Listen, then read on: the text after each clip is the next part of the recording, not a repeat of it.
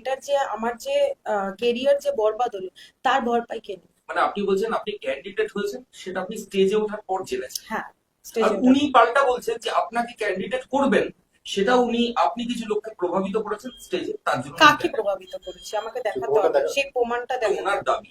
উনি তো কিছুই বলতে পারেন, উনি তো এখন বলবেন যে আমাকে বলছে যে আমার চলন ধারণ ঠিক না। তো আপনি কি, আমি যখন স্টেজে উঠছি তখন আপনি কি চলন ধারণ দেখছেন না?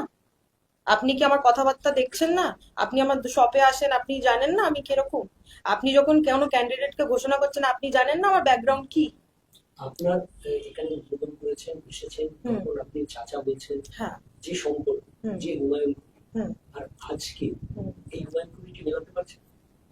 না, একদমই মেলাতে পারছি না। দেখুন, কান মানুষের বললে তো মানুষ তো আর কিছু করতে পারে না। আহ, তা- আমি বলবো চাচার তো নিজের কোনো ব্যক্তিগত মানে জায়গা রাখতে পারেন।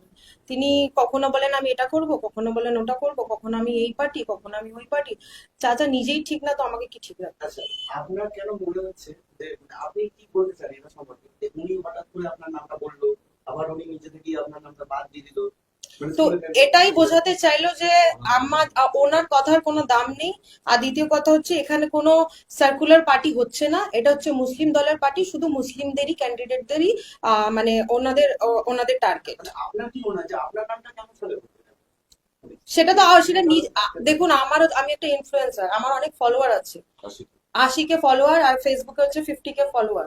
তো সেই ফলোয়ার অনুযায়ী মানুষ দেখেছে যে আমাকে, সেই উনি হয়তো সেই জায়গায় মানে সে নিজের পার্টিটাকে কিভাবে সার্কুলার করবে সেই হিসাবে আমাকে হয়তো আমার উপর ছড়িয়ে রেখেছে।